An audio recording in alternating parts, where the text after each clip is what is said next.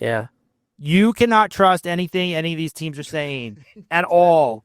And my favorite part about the injuries is when you see a guy skate off, which is why I think it's so important that McDavid played before the playoffs. When you see someone skate off and they go lower body injury, upper body injury, because of all the gear and because they're wearing everything and the hits are happening at such speed, you don't really know what's going on.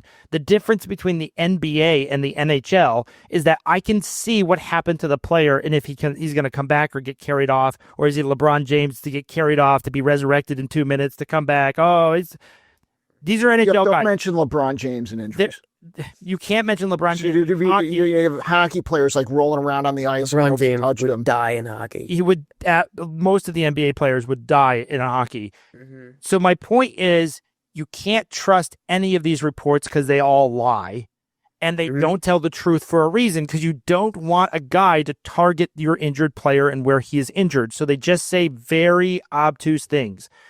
I'm concerned because of the injuries coming in. I'm also concerned because, in all reality, Florida's had 2 deep runs, and that takes a toll, and you saw that this season, and also the way that they play. They're physical, forechecking, speedy team. They play on turnovers. They play on getting you to mess up. Tampa Bay knows how to play against this team. That, exactly. And they have the skill, they have the speed, and they have the health. That's why I think this Tampa. comes down to who dominates on the power play, because you have Tampa, whose power play comes in at like a 28%, 27.9%, but then Florida's power play kill came in 4th in the NHL at 84%. Yeah. And also, I want to say one thing. I think how Tampa Bay recognized how old Stamkos was getting. They got rid of him, but then they did a great job without him and replacing him.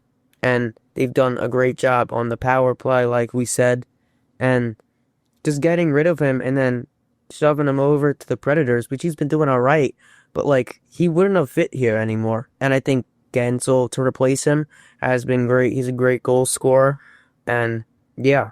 Now the Caps need to do the same with Tom Wilson. Oh God, I hate him.